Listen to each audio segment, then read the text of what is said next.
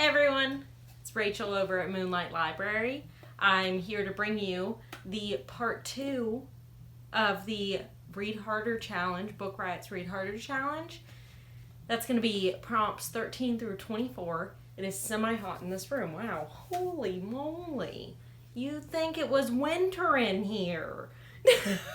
We're going to go through the last 12 prompts, what I would suggest to read if I have a suggestion, which, as we found out from part 1, I don't have all the suggestions, seeing as this is supposed to be challenging me. So hopefully I haven't read a book for every single one of these prompts, you know what I mean? But secondly, or firstly, I guess, because this is more important to me, I guess, is me saying what I'm probably going to read, or at least what my plans are. Hopefully, if I have plans, there might be one that I might just be asking you to please tell me what to read. Ugh, my glasses are so dirty. Dirty, dirty glasses. They're the dirtiest birdies surrounding around the world. Okay, we're at a different angle today because I can't go to the computer if I'm turning this. There's a table right here. So let's get started. Hopefully I didn't ramble too much for too long. The first one is, number 13, because this is part 2 of the thing. Number 13 is read a book with a cover you don't like. So back in, I think it was 2018, maybe 2019, one of their prompts was a cover that you hate. I wonder what I read for that. I kind of just want to tell you what I read for that. Let's see. This is ridiculous. Okay, so back in 2018, they had a prompt that was read a book with a cover you hate, which I guess is different from don't like, because hate is a very, obviously, as they say, strong word. Whereas don't like just means like you're not particular about it. I guess you're allowed to also very much so despise it, I would assume. But in 2018, I read Calypso by David Sedaris for this prompt. Do you know what's actually really funny about that, though? Calypso cover design. Okay, LitHub actually voted it as one of the 75 best book covers of 2018. Okay. So it's funny, Peter Mendelsohn designed the cover. Wait. I actually have a book by Peter Mendelsohn in my room right now from the library that is what we see when we read, and it's all about like design and stuff like that. Really interesting. I've been meaning to read this. It's not that I don't like his covers. It's just that I wasn't particular about the Calypso cover because I thought it was a little too simplistic. Like, here's a plank of wood with a face on it? He just drew a line. This is just such a tangent. I am so sorry. But I guess that's the point of BookTube, is you want to hear me talk about stuff, especially my passionate emotions about the Calypso cover, which matters. It's not a good cover. Like, fight me. Literally, call me out, because I just don't think so. You know what I mean? It's just like, your opinion's valid. It's just that it's not valid to me. Whatever. What I plan on reading for read a book with a cover you don't like, this year's prompt, is The Cabin at the End of the World. I really want to say woods, in the Lake of the Woods. Oh my god. It's not funny. It's just not funny. So The Cabin at the End of the World. Firstly, it's a tall paperback. If you've seen me on this channel, you know that I think tall paperbacks are really weird things, and they confuse me, and I don't understand who decided this was a good idea. Does it fit in a pocket? Is that what's going on? But it's too tall, you know? It's like sticking out and you just see the cabin. And the colors are freaking not good. Okay, so this is like very much so, you know, I think I've read the synopsis of this like 40 times to y'all, but whatever. It is kind of bringing back vibes of Leave the World Behind, which is like on my top shelf. I'm just not gonna go get that. And by Rumaan Alam. So that's interesting. Oh, funny. Best book of 2018 Library Journal. 2018 was the year I read Calypso for that other prompt. My mind's blown over here. There's a lot of like weird stuff going on. This is the book I'm going to read for that. Spooky cabin, child, parents, woods, stranger comes up, weird stuff. There you go. We're going to go to number 14 because I don't really have a suggestion for that. I'm not allowed to talk about that prompt anymore. I'm so sorry. It's court mandated. Not allowed to. Read a realistic YA book not set in the US, UK, or Canada. So, turns out, I don't read much YA. Let's start there. And when I do, as a kid, it was all like fucking white people in America, turns out, because I went through all my old YA I used to read, and it's like, you want a Twilight or like fantasy YA. Maybe that's a lie. I don't know. You look at my Goodreads and tell me what I read. But it's like, I literally have not read a young adult book that didn't take place in the US. Maybe the UK before, maybe Canada, but not looking good for me.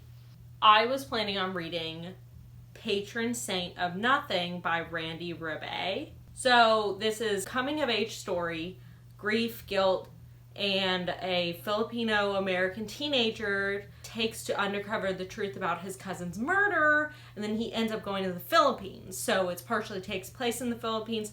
I'm counting it. Sounds pretty interesting. Let me know if you have any suggestions for this prompt. I know there's like 1,000 things I could choose from. I just didn't... I don't know. It sounded interesting. I don't really ever read YA that has the lead as a male. So number 15... read a memoir by a Latinx author. So my suggestion would obviously be In the Dream House by Carmen Machado, because that was beautiful. It was probably one of the best books I've read this year. I'll probably talk about it later to tell you about how it's one of my top 10 books, because that shit's one of my top 10 books. It is moving, it's breathtaking, it's beautiful. It's about abuse. There are a lot of triggers in it, but holy shit, she has a way with language, short vignettes, it is such a quick read. Yes, I don't know anyone who didn't like it. No one.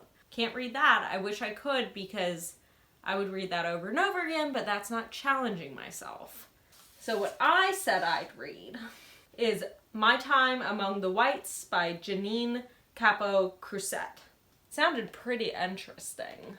So it's a collection of essays. First generation American explores the conditions to finding herself a stranger in the country where she was born, raised in Miami, and the daughter of Cuban refugees. Interesting because my grandfather's Cuban, so my paternal grandfather. So I'm like, okay, that sounds interesting. I would like to read this. So she's exploring what American identity is through the eyes of a first generation American. So it sounds pretty good, and it brings up stuff like identity and physical places where those contours find themselves mashed, be it a Rhodium, Nebraska, a university campus in New York, or Disney World in Florida. So that sounds fun. I'm from Florida. Seems like there's a good amount of Florida in this book. Yes, okay. Home, me, a lot of Cubans in Florida. Obviously. Number 16 is Read an Own Voices book about disability. And I've been meaning to read none other than Disfigured on Fairy Tales, Disability, and Making Space by Amanda Ledoux. That sounds so interesting. Firstly, like literary criticism on fairy tales, and then adding in disability on top of it.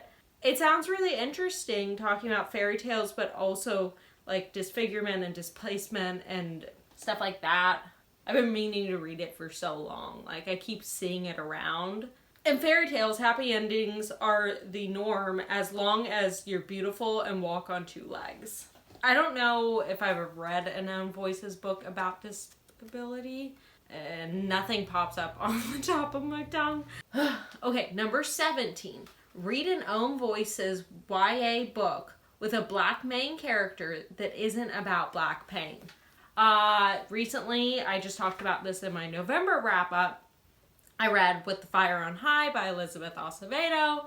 So I don't think that's specifically about black pain. It's more like Imani is navigating being a teenager, finding her passion, and being a mother all at the same time.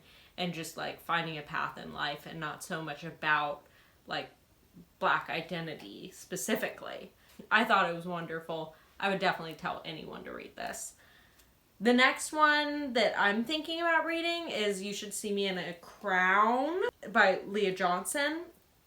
It's funny, I'd seen this book around a lot, and I thought it said You Should See Me in a Crowd. So that was very confusing for me. I think that this girl either wants to run for prom queen, or she, when I thought it was crowd, I thought she was a singer. That doesn't tell you what the book's about, but it tells me what I thought the book was about. Her name's Liz Leidy. Oh, so she wants to play in an orchestra and become a doctor. Those are two different things, but I kind of see the connection here. And something happens with financial aid. So that is what that's kind of about. Just kind of like dealing with plans coming to a halt that you didn't expect to happen. You know, it's life. Okay. Sounds interesting. Number 18, read a book by / about a non-Western world leader. And this one was very easy for me because I want to read The Great Successor, The Divinely Perfect Destiny of Brilliant Comrade Kim Jong-un by Anna Fifield. Firstly, earlier this year, I read Escape from Camp 14 by Blaine Harden, and that's about this man, Shen, who escaped from a prison camp in North Korea. Freaking crazy.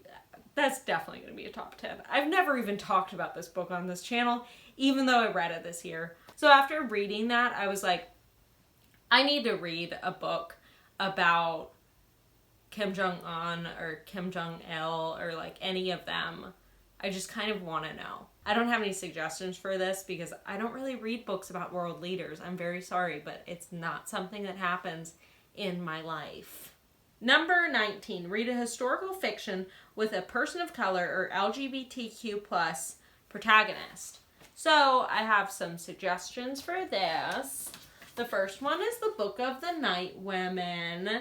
This is by Marlon James. You might know him from A Brief History of Seven Killings or Black Leopard, Red Wolf. I feel like not as many people talk about this one, but this one was really good. Story of Lilith, born into slavery on a Jamaican sugar plantation at the end of the 18th century. It gets really weird. It gets very like kind of magical realism sort of thing, and a lot of strange stuff happening and strange relationships, and I would definitely recommend it. I thought it was wonderful. I haven't read anything else by Marlon James, but this would definitely be a recommendation right here. The other one would be Underground Railroad by Colson Whitehead. So that is as if the Underground Railroad were an actual railroad. That's really interesting. That was such a good book. Read it. So the one that I'm choosing though, still haven't gotten around to it, The Vanishing Half by Britt Bennett. It's about twins. One of them goes missing and is something about them passing, which means like they're pretending to be white, and the other one goes back to their hometown or something. I don't know. It's kind of an epic. I don't really know much about the book. I just keep hearing people freaking tell me to read it, so I'm like, yeah, this is definitely gonna happen. I will read it. I swear to freaking God, I want to read it. I cannot wait to read it. So, yeah, that's gonna be my book for this. Number 20, read a book of nature poems. So, I feel like this is one of those prompts that is a little harder to decide on because it's like, firstly, I don't want to read Walt Whitman. I'm very sorry. Like, I have all the Norton anthologies. I've read Walt Whitman. I just don't really want to read Walt Whitman. And then secondly, it's like, I don't know. There's so much that goes into poetry that I'm just kind of like, I don't really know.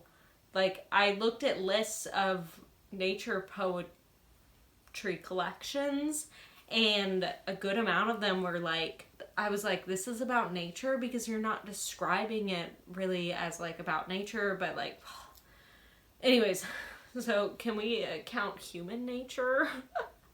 Yeah, we're gonna say, yes, please. I mean, I could say read Life on Mars by Tracy K. Smith, but is that just about Bowie? Or is it about space? And is space nature? Are we talking about like trees and plants? Or humans are nature, right? In a way. Human nature.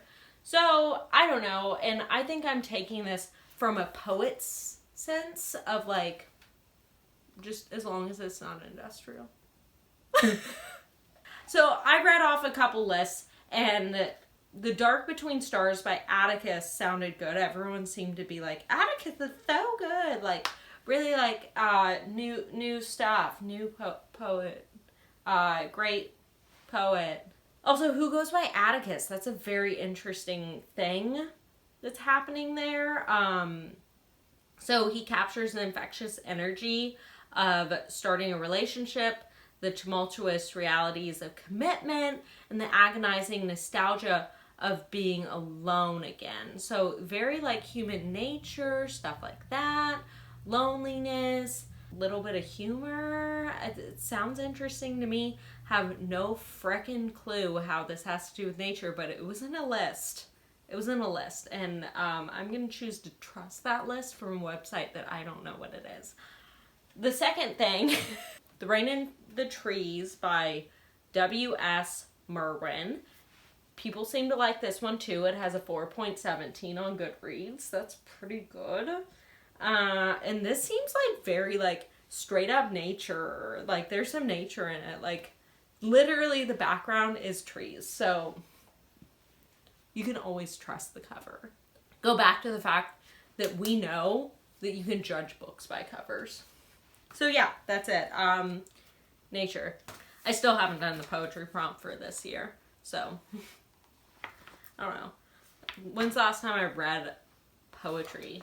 That's also a good question, y'all. Does this matter in this video? No. But maybe that does matter in this video because we're talking about me reading harder. So we need to go back and decide whether or not I'm reading harder. Wow. Am I reading harder? I think so, especially since I don't have many suggestions for everything. Last time I read a poetry collection was Deaf Republic by Ilya Kaminsky. I actually saw him speak. It was really interesting, but that's not what this is about. So that's not about nature, guys. I'm sorry. You can't read Deaf Republic for this. Just can't happen. So the next one, 21. Read a children's book that centers a disabled...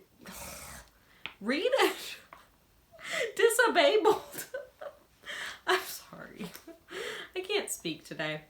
Read a children's book that centers a disabled character but not their disability. This is hard because, like, where do you find a list for this? I mean, I looked at what other people are saying and it was kind of just difficult because I'm like, I don't know. Some people suggested Percy Jackson Lightning Thief, which I have no clue what that book's about. Sorry, I really don't. Maybe I'll read that because people are saying Percy Jackson has ADHD, which it must not be important if I didn't know that. Yeah. Because, like, I was like, oh, maybe Wonder by R.J. Palacio, or however you say his last name. But then I'm like, no, Rachel, that obviously centers around his disability because he's being picked on. So that's not it. And I don't have any suggestions for this because I don't really read children's books. And 22, read a book set in the Midwest. Wow, you can pick just about anything. Just throw your arm out there, which is funny though, because I was like, I'm going to go through all of my books because I must have so many books set in the Midwest, you know? Like, they must all be in the Midwest. They're not. Like, none of them are. Let's see. Fiction, New York, Russia, Washington, D.C. maybe, like, random, made up, Argentina, Japan, Argentina.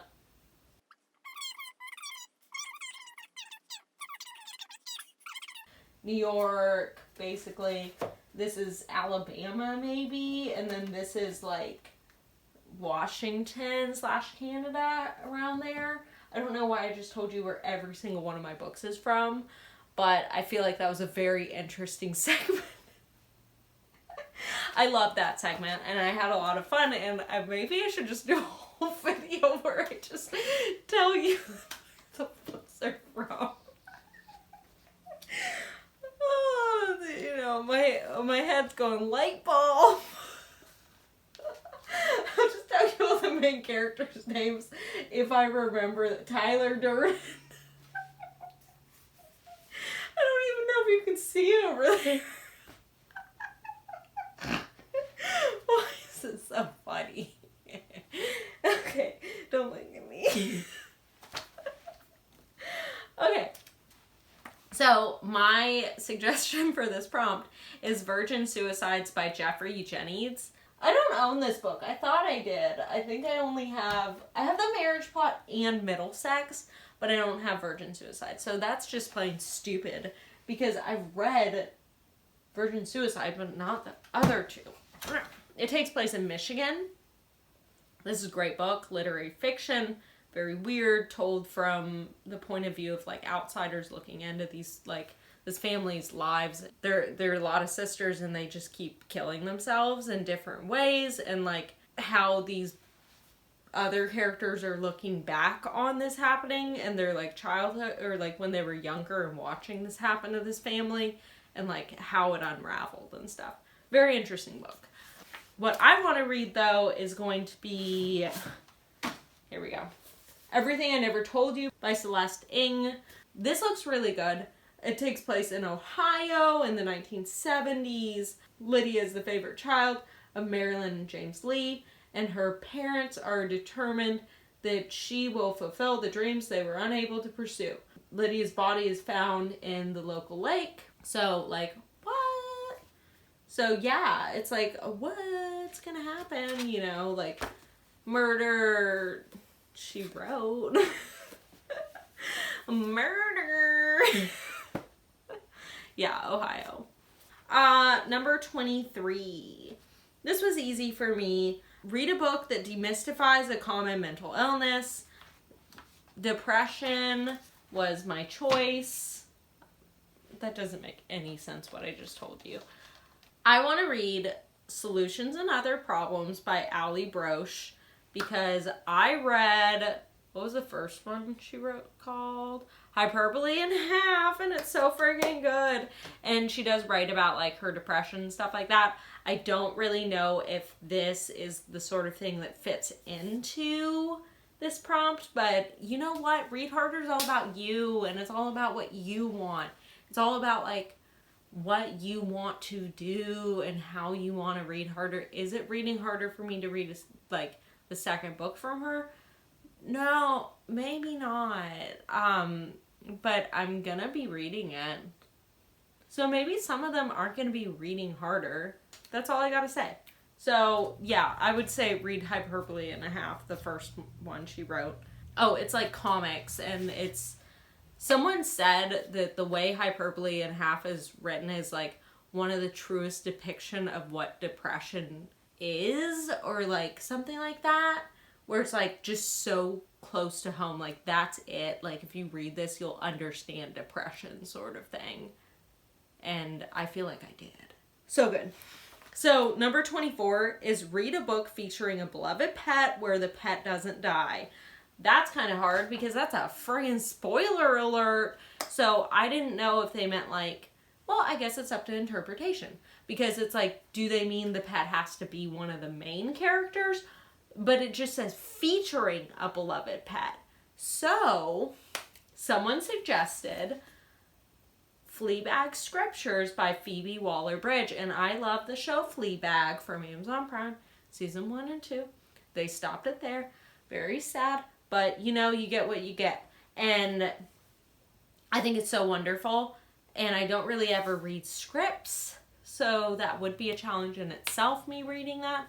I don't really want to read a book about a dog. Fleabag takes place in Britain, and it's just this woman's like kind of dysfunctional life, just trying to like, you know, be a person. And I really enjoyed it. So I thought it would be interesting, and it has some scenes that aren't in like the show. And there's this great thing going on, like a romance with a priest, and like, yeah, right up my alley. So, sounds weird. So yeah, that's what I'm thinking about reading. I don't know what I'm looking up, but I am. I think it's because I'm getting antsy to get up, and I'm mildly hungry, and I want a BLT, and that's what I'm thinking about reading.